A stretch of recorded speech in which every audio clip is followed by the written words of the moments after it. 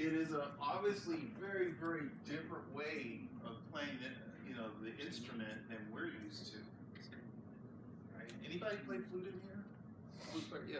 So, right, well, this is very, very different from the traditional Western European flute, right? Flutes and recorders. I would never stick a flute up my nose, but that's just me. Well, right, and remember what I said. I said, this is all about new things, new ways of doing things, and so in this case, it's a completely different way that we're used to seeing that instrument played, but nonetheless quite beautiful, right? Would you agree? And it has all the same things that you would still expect from the instrument, right? Do we see keyholes? Okay, and what do those keyholes do? Yeah, they're going to change the pitch. Why does the pitch change? Yeah, exactly. So by pressing a hole or releasing a hole, in effect, you're making the flute shorter and longer. Okay, and so it has all the same standard things that you would expect from a wind instrument and a woodwind instrument. And by the way, this is actually wood, right? It's a woodwind instrument actually made of wood. So yes, he is playing with his nose. And the thing is, if you think about it, our breathing is such an automated thing. We don't think about it. So think about how much control and discipline. Because I was trying to breathe with him as he was playing. I was like, how do you have that so How do you nose? Yeah. The training it must have took the discipline to, because he has to not only breathe and be musical, but he has to make sure he stays alive, right? I mean, he's got to breathe for the body, but then breathe for the instrument. So very, very interesting. And from our perspective, maybe it's a little unusual to see someone playing that way, but it's a good example of a very, very familiar instrument to us played in a different way. Okay, so now we have some comprehensive notes that we're going to use for our study for getting ready for exam next week. And the first set is going to be about folk music and ethnic music. What we need to do as a class is sort of grab the two terms and put them in their place, because they're very, very similar terms. Folk music, ethnic music, they're almost the same ideas. In fact, many people use those words, they interchange those terms. But as a class, we want to have a little bit of distinction between the two terms.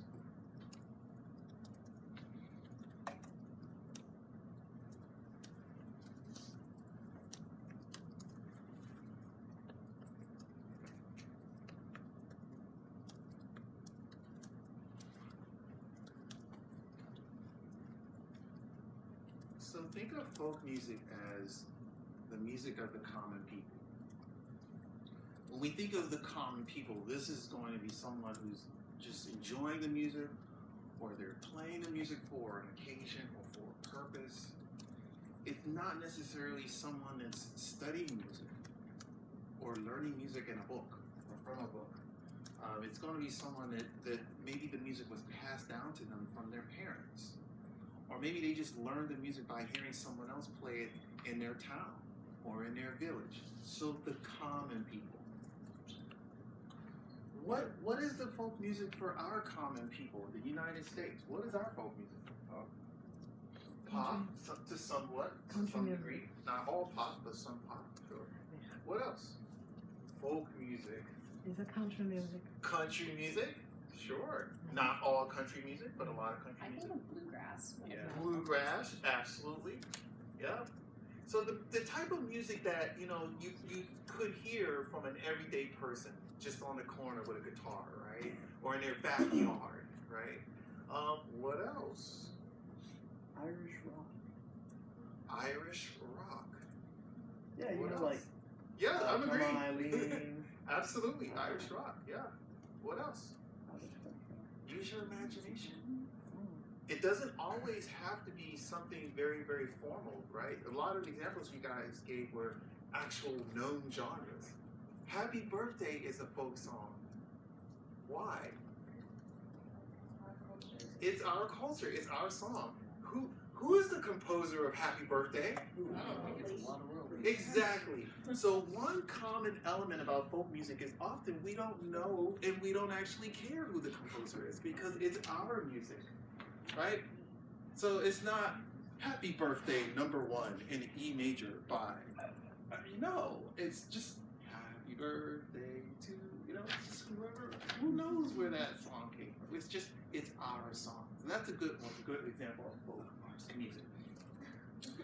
Now, the second part of that is it's going to be the common people, but you need to attach the common people. That's going to be for a specific area. It could be a region, a country. Okay, so it's going to be specific to an area. So we can say folk music of the United States. We could say folk music of Georgia, right? I mean, we could. There's specific music that had its roots and births in this state alone, or in the South, right? We could talk about Northern folk music. We could talk about Irish folk music, right? We could talk about, it could go on and on and on, right? Okay, so now here's the one that just, a little subtle, but it's important, the difference. In ethnic music, you still have this identification with a specific people, okay? So region or nation. But it's not necessarily common people that are performing or putting that music together. So ethnic music is music that's probably been composed by someone to represent or to sound like a people. So for example, if Zura invites me to her hometown and I go as a visiting professor for a year and I'm inspired and I decide I'm gonna write a little piece, to sound like, that would be ethnic music because that is not my original heritage, and I'm writing it as a trained musician. So I'm going to write it down. I'm going to ask people to perform it for me, but I'm not originally of that culture. Does that make sense? So very, very similar. The difference is these common people are just, they're not necessarily going to be going to college to study their folk song. They're just singing it. They're just having a good time, or it's just for an occasion. Whereas that ethnic music, that's music that's similar to our definition of art music. It's been written down, or it's professional in some way, or maybe it's being performed in a concert hall versus where might you hear folk music? Give me some examples. In ethnic pieces. Where would you hear those ethnic pieces? You sort of put the two words together, so. Well, yeah, because you can hear folk music in ethnic pieces. Yes, but just for folk music, where, the place, where might you hear a folk song? In the park. In the park, walking down the street. More, please. Pub. In a pub. In a restaurant. In a restaurant. In my backyard. Someone said at my house. Yeah, in my backyard. Right? Coming down the mountain, where you come. Coming down the mountain, where you come. Right?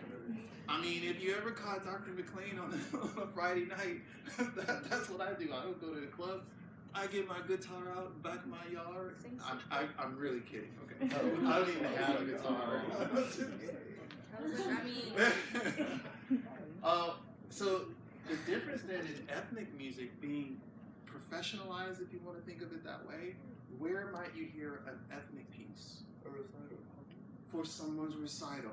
So maybe a singer might come in and sing something. Or maybe there'll be a special concert in, say, Atlanta Symphony Hall. They're going to bring in the Chinese orchestra to play. Right? This Chinese orchestra, these are going to be trained musicians, most likely performing music that has been composed for an entire orchestra to play. So it's very subtle differences, but important differences, okay? And then sort of going towards what Grayson was alluding to, all folk music is ethnic music, but not all ethnic music is folk music.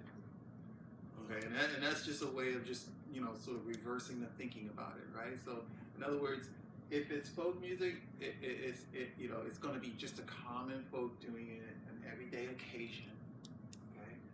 But not all ethnic music is folk music, especially if it's someone like me, and I'm an American, I'm from the United States, African American background. Maybe I go and I visit Peru. You mentioned Peru. I go and visit Peru and I study, the music, the Latin, in Latin American style. And I want to write a new viola piece with conga in it or something, That would be ethnic music because that's not my original heritage. and plus I'm a trained musician using my background to do that. Okay, so make sure you have a comprehensive idea like how you will answer that question if I ask you what is folk music.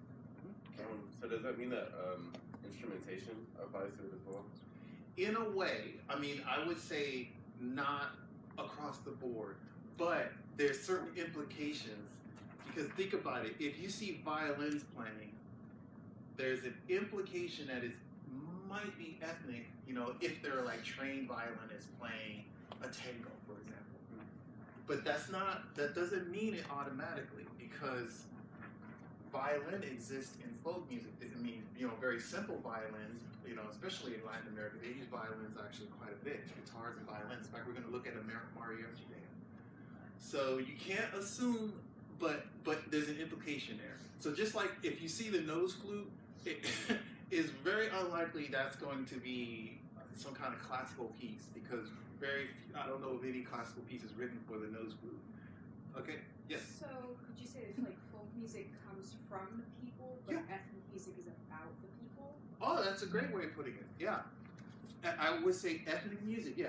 Ethnic music is about the people or meant to represent the people, but the person who put it together might not necessarily be of those people.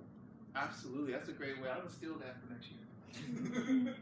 So yeah, folk music is of the people, you know, by the people, of the people doing it, whereas ethnic music is about the people or meant to represent the people, but not necessarily written or performed by the people. Yes,